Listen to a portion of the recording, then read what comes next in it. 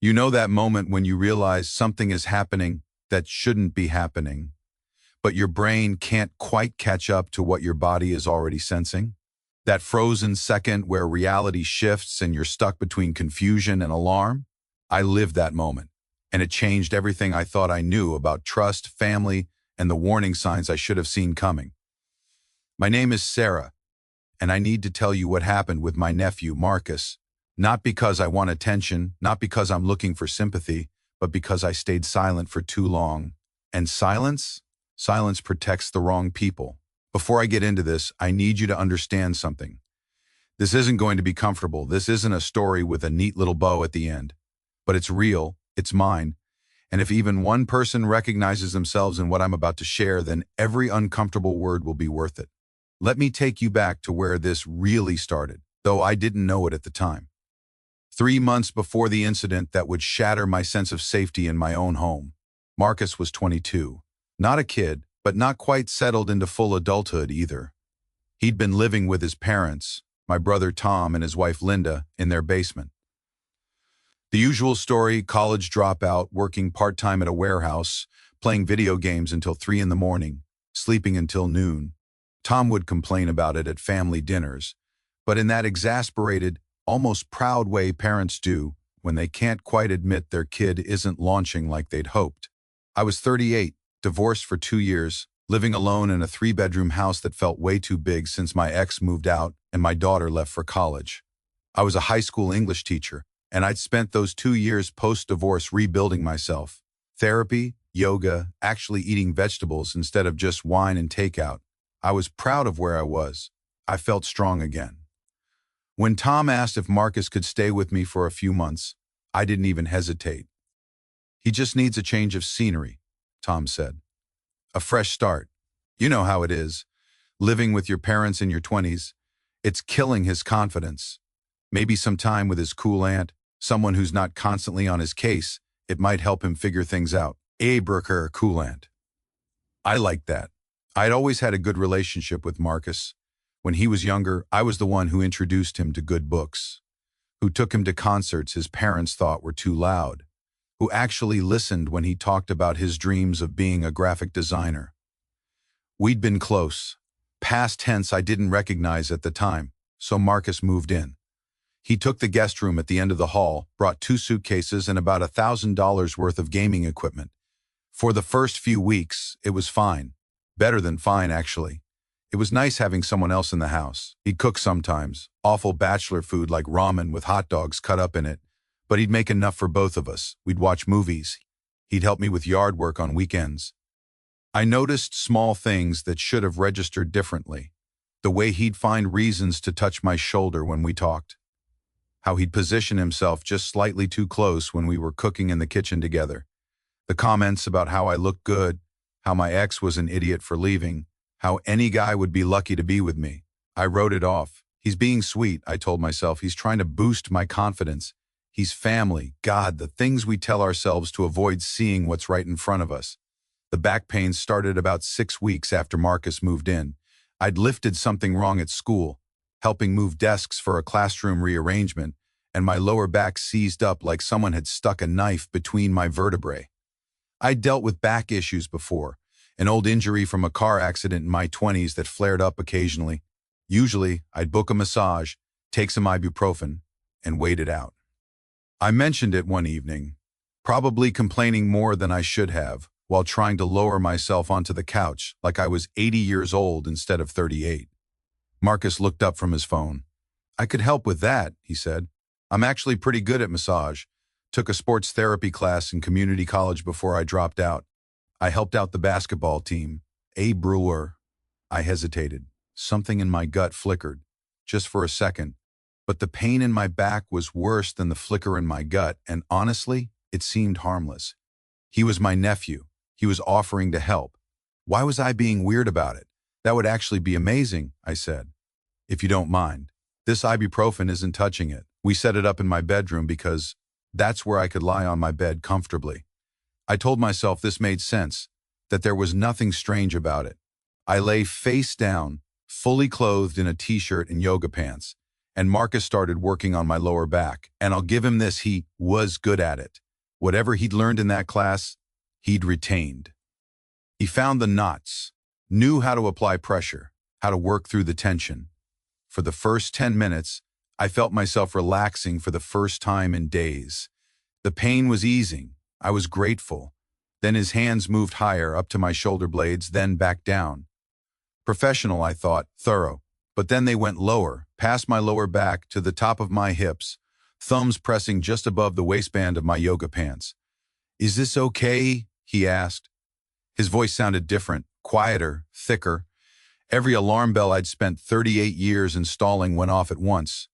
But he'd asked permission, he'd asked if it was okay, and I was so conditioned to be polite, to not make things awkward, to not offend, that I said, "Yeah, that's fine." It wasn't fine. I knew it wasn't fine. But I said it anyway. His hands moved lower, just slightly, then slightly more. He was kneading the top of my glutes now, still technically massage territory, but the context had shifted.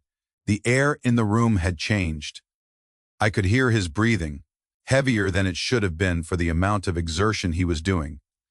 I should have stopped it right then. I should have sat up and said, "Okay, that's good, thanks so much," and ended it. But I was frozen in that horrible space between not wanting to believe what was happening and not knowing how to stop it without acknowledging what was happening. His hands moved to my inner thighs, over my yoga pants, but unmistakably, inappropriately on my inner thighs. There was no therapeutic justification for this, none. And he was moving higher. I sat up so fast I almost headbutted him. "Okay, that's good, thanks," I said, my voice too bright, too brittle, feeling much better. "You should probably get some sleep. You've got work early, right?" Marcus pulled his hands back, but not quickly, slowly, deliberately, like he was savoring the last seconds of contact. "Yeah," he said, "sure. Let me know if you need another one." He left my room, and I sat on the edge of my bed, shaking. Not from cold, from the realization of what had just happened, or almost happened, or what I'd let happen for longer than I should have. I locked my bedroom door that night, first time I'd ever locked it with Marcus in the house. The next morning, he acted completely normal. Made coffee, asked if I wanted eggs, talked about a project at work, like nothing had happened. And this is the thing that manipulative people do so well, they make you question your own reality. Did I overreact? Was he just being thorough with the massage? Was I sexualizing something innocent because of my own issues? I went to school and couldn't focus on anything. During my lunch period, I sat in my classroom and finally let myself think clearly. I ran through what had happened with the cold, analytical part of my brain I'd been suppressing. A 22-year-old man, my nephew, had touched me inappropriately during what was supposed to be a therapeutic massage. When I'd stopped it, he'd shown no embarrassment, no apology, because he'd been testing boundaries, seeing how far he could go. And if I hadn't stopped it, where would his hands have gone next?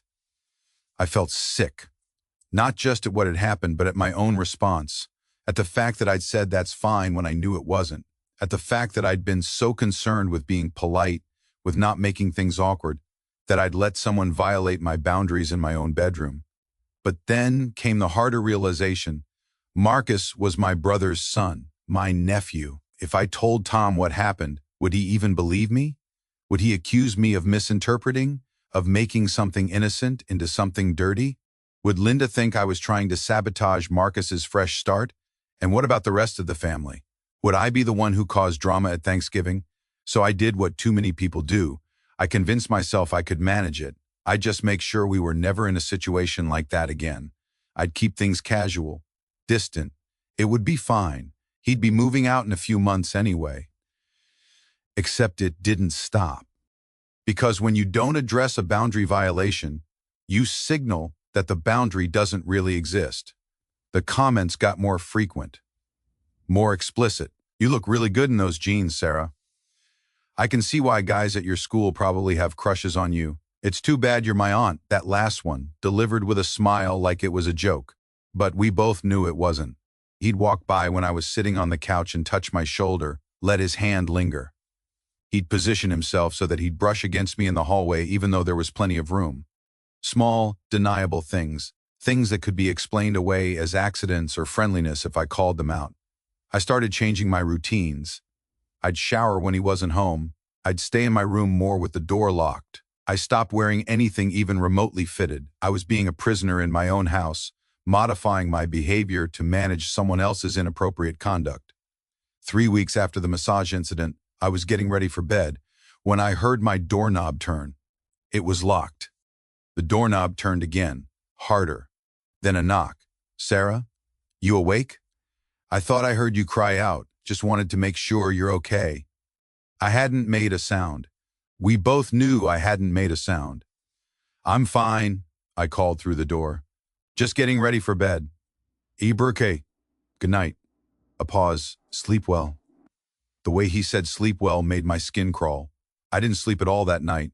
The next morning I made a decision. I called in sick to work, waited until Marcus left for his shift, and I called my brother. Not to tell him everything, not yet, but to tell him that the living situation wasn't working out, that Marcus needed to find somewhere else to stay, that it was nothing personal.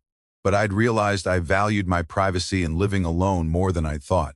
Tom was confused but agreeable. "Sure, okay. I mean, I thought it was going well, but if you need your space, I get it. I'll talk to Marcus. We can probably have him out by the end of the month." Avery end of the month was 3 weeks away, but it was a timeline, endpoint. I could survive 3 weeks. Except Marcus didn't react the way I expected when Tom told him. He came home that evening, and instead of being upset or embarrassed, he was angry. Not explosive, not loud, cold angry, controlled angry. "Tom said you want me out, that you need your space." He was standing in the kitchen doorway while I was making dinner, blocking my exit. Not obviously, but deliberately. I thought we were getting along great. I thought we were family. "Brr, we are family," I said, keeping my voice even. "I just realized I'm not ready for a roommate situation. It's not about you." "Brr, really?" "Because it feels like it's about me." He took a step closer. "Did I do something wrong, Sarah? Because if I did, you should tell me. Communication is important, right? Isn't that what you always taught me?" It worried. The way he was using my own words, the way he was turning this around, making me the one who was handling things poorly.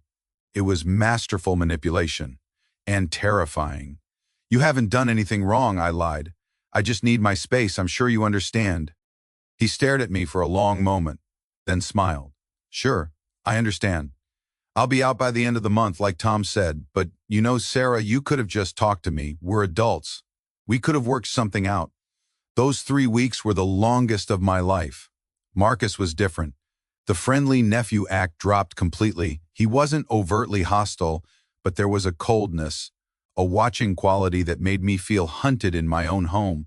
He'd stare at me across the dinner table. He'd time his movements so we'd end up in the same room. Once, I woke up at 2 in the morning and swore I heard footsteps outside my bedroom door. I started staying late at school, going to coffee shops, anything to minimize the time we were both home together. Finally, moving day came. Tom and Linda came with a truck. Marcus packed up his things without much talk. As he was carrying the last box out, he stopped next to me. Tom and Linda were already outside. He leaned in close and whispered, "You know what's funny? I thought you were different. I thought you wanted it too. All those times you smiled at me, laughed at my jokes, let me stay here. But I guess you're just like everyone else." A tease. Berkey, then he walked out, got in the truck, drove away. I closed the door, locked it, and for the first time in 3 months, I felt like I could breathe. Then I sat on my kitchen floor and cried. Not delicate tears, ugly, gasping sobs that came from somewhere deep and broken. Because he'd done exactly what predators do. He'd tested boundaries. He'd escalated slowly. He'd manipulated the situation to make me doubt myself. And when I'd finally drawn a line, he'd blamed me, made it my fault, called me a tease for the crime of being kind to my nephew, for offering him a place to stay, for smiling and laughing like a normal human being. I didn't tell Tom everything, not then. I told myself I was protecting family peace, but really, I was protecting myself from not being believed, from being blamed, from having to defend my own reality. But I'm telling you now, because staying silent protects the wrong people. Because there are others out there who've had similar experiences and thought they were crazy, thought they'd overreacted, thought it was somehow their fault. It wasn't my fault. It's not your fault. When someone violates your boundaries, tests your limits, makes you feel unsafe in your own home, that's on them, not on you. I eventually did tell Tom. 6 months later, in therapy, when my counselor helped me understand that keeping this secret was eating me alive. Tom's reaction was complicated. Denial, anger, sadness, and eventually, belief. Linda took longer. There are still family members who think I exaggerated, who think Marcus was just awkward and I misread things. But I know what happened. I know what I felt. And I know that the moment his hands moved past where they should have gone, everything changed. If you're living this, if someone is making you feel uncomfortable, unsafe, or violated, trust that feeling. Don't wait. Don't make excuses for them. Don't protect their reputation at the cost of your safety. Speak up. Set boundaries. And if they can't respect those boundaries, remove them from your space, no matter who they are. Family isn't an excuse. Love isn't an excuse. Nothing is an excuse for making someone feel the way Marcus made me feel. I'm Sarah, this is my story, and I'm done being silent.